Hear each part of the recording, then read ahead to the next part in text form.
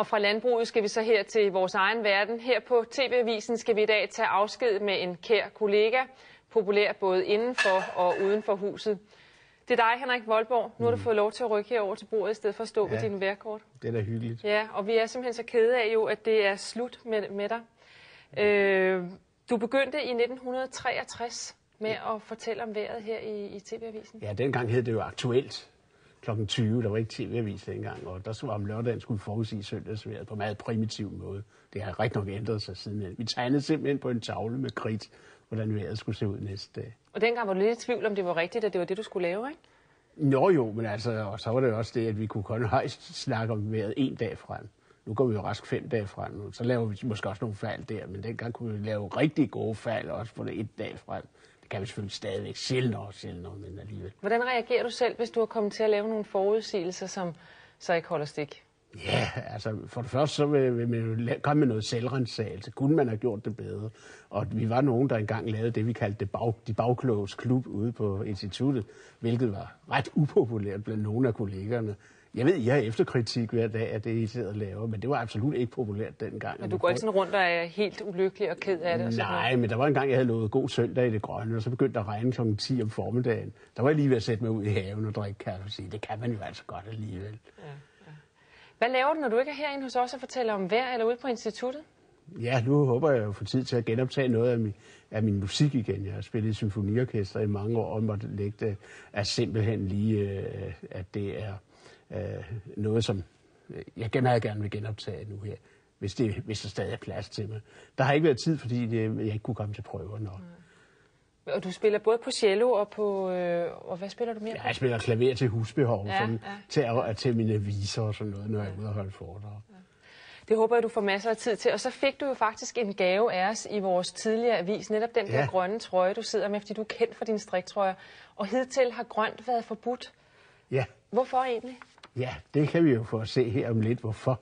Ja. At det her egentlig godt ville gøre til en 1. april, men jeg har aldrig gjort det. Nej, vi glæder os til at se det. Men inden vi får den sidste, i hvert fald den allerssidste vejrudsigt fra Henrik Voldborg, så skal vi lige se nogle klip fra arkivet. Vejrmanden, der opfandt udtryk som snorebasse og æblerøster og tilførte vejrudsigterne mange smil. Ja, jeg var jo 9 år, der lige efter krigen i 1945, da jeg første gang så øverst oppe i højre hjørne på Nationaltidende noget, der hed vejrudsigten. Ja, det begyndte tidligt og fra 63 også i tv, og han har forudsagt meget vejr. Ofte via fortiden. Ja, altså den, der kommer det nærmest i øjeblikket, er 1931. Og der var der specielt i juli en meget kraftig storm, hvor der også faldt over næsten 200 mm regn på et døgn. Det sagde de den 16. juni. Synes de, deres forudsigelser har holdt stik? Både ja og nej. Altså det har måske nok i en stor del af landet været noget bedre, end man egentlig fik indtryk af ved den lejlighed. Teknikken har udviklet sig gennem hans mange år i vejrets tjeneste, og sikkerheden er der også blevet bedre. Men han har aldrig været bleg for selv at begive sig ud i virkeligheden. For enkelte synes det at komme som en overraskelse. Han skulle ud for at se på vandtemperatur og badevandskvalitet. Og Henrik Voldborg har altid været god for en lille spøj i studiet. Sol i går, sol i dag, sol igen i morgen. Og så vil jeg sandelig opsende små bønner til, at det bliver rigtigt. Han lå sig sjældent slå ud af balance, men det lykkedes for Bostrup. Vi skal have vejrudsigten med Henrik Voldborg, også kaldet Fætter Guf blandt venner. Ja, det er næsten ikke til at komme ind efter det her, men altså, jeg kan ikke andet love regn og regn. Vi har mødt ham i mange udgaver, og med mange vejrkorttyper og situationer. Men i studiet, når han gav os vejret, så stod han selv foran en helt blå væg. I dag er den grøn. Og tager ikke fejl af hans sweaterfascination. Mens der var landesorg efter dronning Ingrids død, ja, så skiftede han stil. Gennem årene har han manifesteret sig som galionsfiguren blandt DR's meteorologer. Voldborg, showmand, men samtidig seriøs meteorolog, som nu trækker sig tilbage. Det gjorde han forresten også i 1965. Dengang stod der på gensyn med spørgsmålstegn efter. Nu er det definitivt for at være mand Voldborg, manden med det muntre væsen. Og lad os så prøve at se, hvordan vejret ser ud i den nye trøje. Ja, og nu er jeg vel ret sikker på, at jeg ikke kan skygge for Bornholm, når jeg har den her grønne trøje på.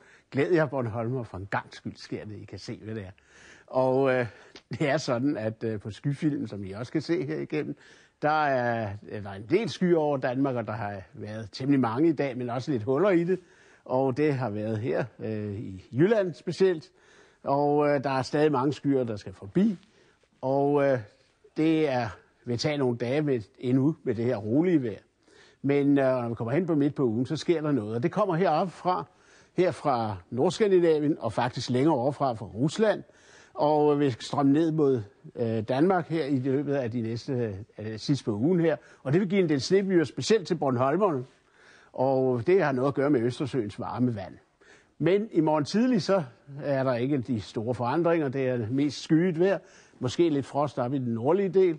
Og så ellers skyet og 2-3 graders varme. Og i morgen eftermiddag, så kan der komme lidt mere opklaring op i det nordlige Jylland. Og måske også længere ned her.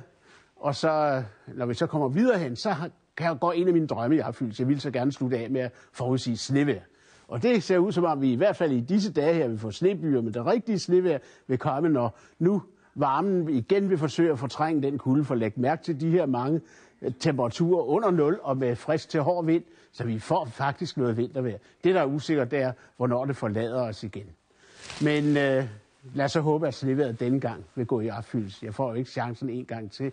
Og jeg vil også gerne sige hjertelig tak til seerne gennem de mange år, jeg har fået lov til at præsentere vejret i det daglige. Og så kan jeg lige sige, at på DR Online, der har jeg en chat her fra kl. 21.45 en time frem på www.dr.dk. Og når du nu er færdig med det, så tusind tak for de mange år og nogle blomster, du skal have med hjem. Ha' det godt. I lige måde. Ja.